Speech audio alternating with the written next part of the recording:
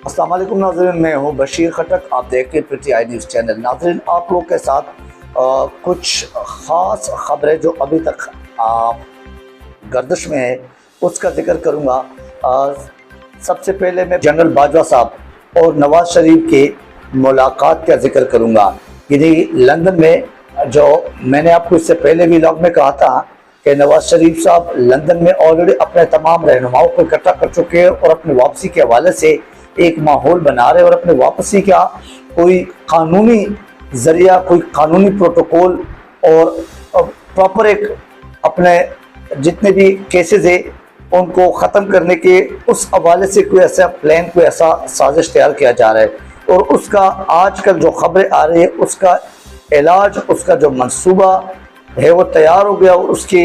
यानी इन केसेस को ख़त्म करने का और अपने वापसी का जो एक तरीक़ेकार है वो बना लिया गया है। और वो ये है कि बाजवा साहब से लंदन में मुलाकातें हो चुकी है। ये मुसद्दिका ज़राए से जो कि रिटायर्ड आर्मी ऑफिसर्स है उनके व्लॉग, उनके जो मीडिया टॉक है, फिर उसके बाद जो ख़ास PMLN के ख़ास लोग हैं वहाँ से, फिर जो मीडिया के ख़ास मुबस्सिरीन हैं, ये उनके इत्तलाक़ के मुताबिक, उनकी ख़बरों के मुताबिक, उनकी बातों के मुताबिक आपको मुसद्दिका तौर पे ये कहा जा रहा है कि ये नवाज शरीफ ने सितंबर में अपने आने की एक शर्त रखी गई है और साथ ही अपने केसेस ख़त्म करने की शर्त और अपने आप को बाकायदा सियासी प्रोटोकॉल की सूरत में, न कि मुजरिम की सूरत में, आप तहफ़्फ़ुज़ के साथ और उस प्रोटेक्शन के साथ आर्मी चीफ और बाकी इदारों की ज़मानत के तौर पे उसने अपने वापसी का एक कंडीशन रखी है। तो उस कंडीशन के हवाले से जावेद लतीफ़ साहब ने, जैसे कल वीडियो मैंने आपसे कहा था कि जावेद लतीफ़ साहब ने ये इशारा दे दिया है, ये अपने मीडिया टॉक में कहा है, वो भी लंदन में मौजूद थे तो उन्होंने वापसी पे ये कहा है। इसका मतलब कुछ न कुछ ज़रूर हो रहा है अगर ऐसी बातें कुछ होती है। अच्छा, उसके बाद आपको जनाब बाजवा साहब के बाद किसने आना है, दो बातों पे ख़ास बात हुई है वहाँ पे लंदन में बैठ के जो मीडिया पे बातें हो रही है। उस मीटिंग में ये बात भी हुई है कि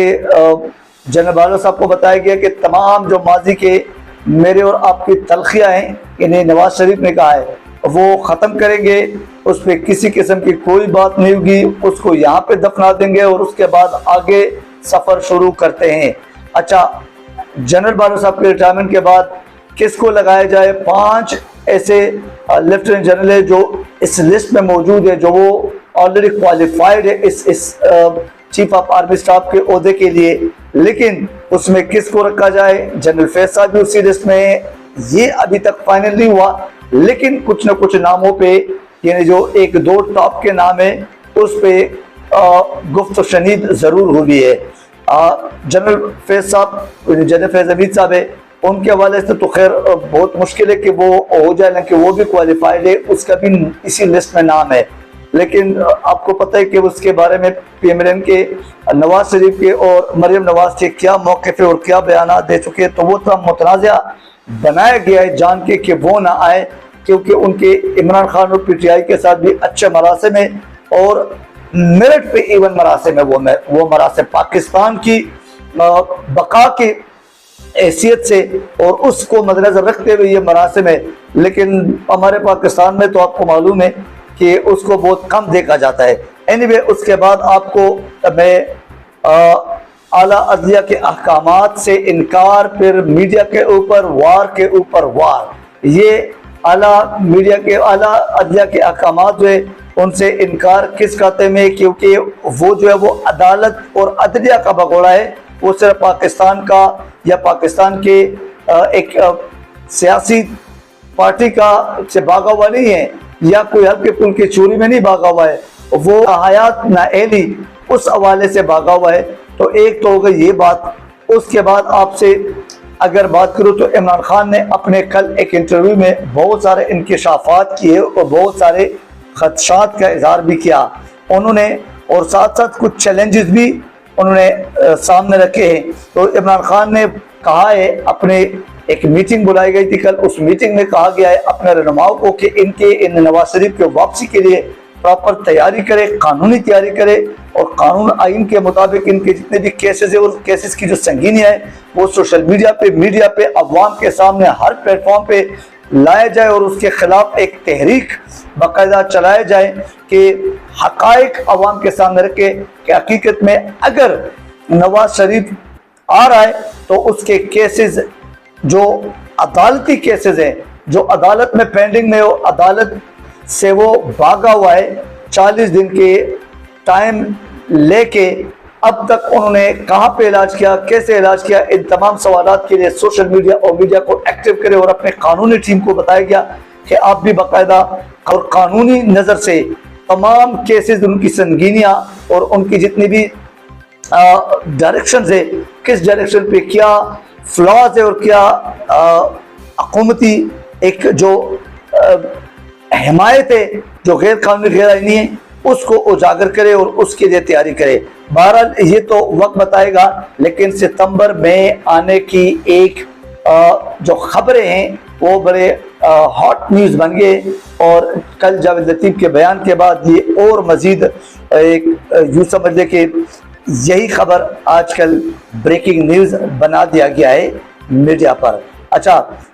उसके बाद मीडिया की जो आवाज़ है वो बंद किया जा रहा है कि मीडिया पे जितने भी लोग पीटीआई के या हक और सच पे या नवाज शरीफ के या PMLN के जो 2 नंबरी है, जो चोरी है, जो डकैती है, जो उनके केसेस है और वो अदालत को मतलूब है,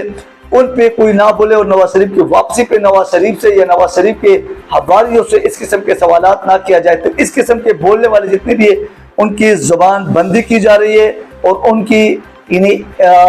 जिसे आज़ादी इजहार राय के एक कदगन जो है वो लगाया जा रहा है, एक पाबंदी लगाई जा रही है और उनको या तो स्क्रीन से गायब करे या उन चैनल के ऊपर पाबंदी लगाया जाए या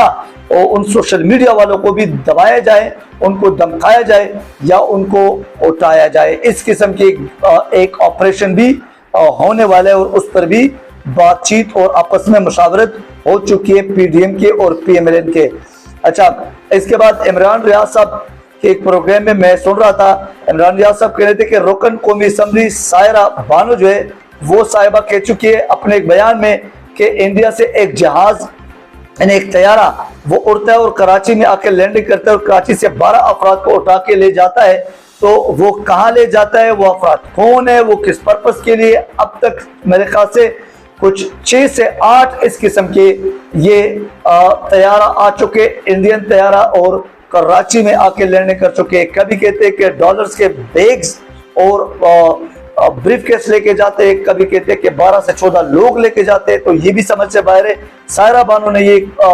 असेंबली में ये बाकायदा रिकॉर्ड कराया उन्हें अपना बयान कि इसका वजाहत किया जाए और उसके बारे में अवाम को बताया जाए और हमें काबीना को बताया जाए। फिर शाह महमूद कुरैशी साहब के एक बयान के बारे में भी इमरान रियाज साहब ने कहा है कि उन्होंने भी एक बयान में कहा है कि मियां नवाज शरीफ जो है वो सियासी डील करके गए हैं और किसके साथ गए ये नहीं बताया, लेकिन एक बहुत बड़ा सवाल ये निशान है, सियासी डील करके गए हैं, अब अंडरस्टैंडिंग के साथ यानी सियासी अंडरस्टैंडिंग के साथ वो वापस आएंगे। तो सियासी अंडरस्टैंडिंग किसके साथ किया है, सियासी डील किसके साथ किया था और अब ये आ रहे वापस, तो ये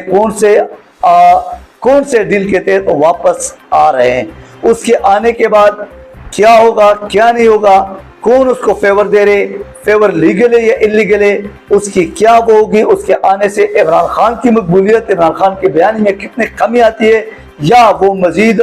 जोर पकड़ता है वो बयानिया और वो मकबूलियत, क्योंकि अवाम को बहुत कुछ समझ आ चुका है और अवाम का जज्बा हमने जो 13 अगस्त के जलसे में देखा, हकीकत बताऊं कि उस जज्बे को जो मैं खुद गवाह हूं, उस जगह पे खुद पूछ चुका हूं, खुद देख चुका हूं, जिस एनी शायद जिसे कह सकते या अपने इस कानों से सुने हैं वो लोगों के जोश और वलवले के जो नारे हैं और वो किसी किस्म किसी को कबूल करने के लिए तैयार नहीं है सिवाय इमरान खान के लीडरशिप के। उसके बाद फिर परवेज इलाही के बहुत सारे जो उन्होंने अभी पंजाब में चार्ज संभालते ही बहुत कम अरसे में बहुत सारे लोगों को, बहुत सारे अवाम को बहुत सारे इलाकों में रिलीफ दिया गया है और वाकई अवामी हुकूमत और परवेज़ इलाही के जैसे मशहूर है कि उनकी जो सियासी समझबूझ है, उनके जो हुकूमत चलाने का पिछला जो एक तजुर्बा है उससे भी अवाम बहुत खुश थे, वो भी अवाम सराहते आज तक और मानते हैं। और अभी फिर उन्होंने इस पीडीएम और पीएमएल को यूं समझे कि फ्लॉप कर दिया। इन्हीं की हुकूमत थी 3-3.5 महीने, लेकिन अब 15-20 दिन से इसी परवेज़ इलाही की हुकूमत है। तो उसका मुआवजा जब किया जाता है तो अवाम वाकई बंगड़े डालते हैं कि ये परवेज़ इलाही ने हकीकत में हमारे जो मसाइल है, हमारे जो मुश्किलात है उसको समझा है और हमारे साथ वाकई एक हमदर्दी रखकर ये सारे इकदामात किए जो अवाम के फ़ायदे के हैं। तो अब इसके बाद शहबाज गिल साहब के हवाले से जो बात आज इस्लामाबाद हाई कोर्ट में एक जो उनके केस ख़त्म करने की दरख्वास्त दी गई थी पीटीआई की तरफ से, फैसल चौधरी साहब की तरफ से, तो वो बाकायदा सेशन कोर्ट में दोबारा वापस भेज दिया गया क्योंकि वहाँ सेशन कोर्ट में इसका फैसला हो गया था, उनकी जिस्मानी रिमांड का भी, उनके जुडिशियल रिमांड के भी। तो अब यही चीज़ दोबारा वहाँ पे भेज दिया गया उसी सेशन जज के पास और बताया गया कि वो सेशन जज खुद उस पर नज़रसानी करे। जिस्मानी रिमांड के हवाले से तो नहीं कहा गया हाई कोर्ट इस्लामाबाद ने, लेकिन ये ज़रूर कहा गया कि इनकी जो दरख्वास्त है, जो इनकी जो ये जो इनके ऊपर केस दायर किया गया, इस केस के खात्मे की एक दरख्वास्त उस पर नज़रसानी की जाए और वो सुना जाए। बहरहाल देखा जाएगा कि उस पर क्या है। लेकिन इमरान खान ने बहुत सारे ऐसे शहबाज गिल के जो गिरफ्तारी है, फिर उनके साथ जो वहाँ पे सलूक किया जाता है, इवन की अडियाला जेल जो है ना वो पंजाब की कस्टडी में फिरते, दोनों को वीडियो में बता चुका हूँ, लेकिन उसके बावजूद भी उनके साथ जो ज्यादती हो रही है, जो जुल्म किया जा रहा है, उनको नंगा करके, इमरान खान के अल्फाज है कि उनको नंगा करके मारा पीटा जा रहा है और उनकी आवाज़ें बाहर गेट पे जो गेट कीपर खड़े होते हैं या वहाँ पे जितने भी लोग मजीद पुलिस वाले बाहर वो उनको सुन रहे, उनकी चीखों की आवाज़ और उनको सुनाई दे रहा है। ये जुल्म, ये ज्यादती बंद की जाए और ये कौन किसके कहने पे करे, ये इमरान खान की तशवीश का इज़हार अपने इंटरव्यू में कल कर सके। उसके बाद ये भी कहा गया कि शहबाज गिल से जो सवालात किए जा रहे वो भी एक अहमकाना किस्म के सवालात है, इवन कि ये गिरफ्तारी भी अहमकाना, फिर उसके बाद उसके ड्राइवर की जो बीवी थी उसके बहुत सारे बयान आ रहे वो भी अहमकाना। फिर उसके बाद इमरान खान ने ये भी एक तशवीश और खदशात का इज़हार किया कि ये किस किस्म के अहमकाना सवालात है कि उनसे पूछा जा रहा है कि इमरान खान खाने में क्या खा रहे और किस किस्म का खाना खा रहे, ये इस सवाल का मकसद क्या है। फिर उनसे पूछा जा रहा है कि जनरल फैज हमीद साहब इमरान खान के पास कितने बार आ रहे और आपसे कितने बार मिल चुके हैं। तो इस किस्म के सवालात पहले दिन से शहबाज गिल भी कर चुके, जब वो दूसरे दिन आ गए थे गिरफ्तारी के बाद उनको लाया गया था इस्लामाबाद हाई कोर्ट में पेशी के लिए। और आज कल इमरान खान ने उस हवाले से अपने इंटरव्यू में भी इज़हार किया, ये इन पे तशवीश ज़रूर है और ये अहमकाना सवालात करार दिए गए इमरान खान ने इन सवालात को। अब तक के लिए इतना ही है, इंशाल्लाह आपके साथ अगले वीडियो में जितने भी पेशरफ्त होंगे वो शेयर करेंगे। Thank you very much. Allah हाफ़िज़।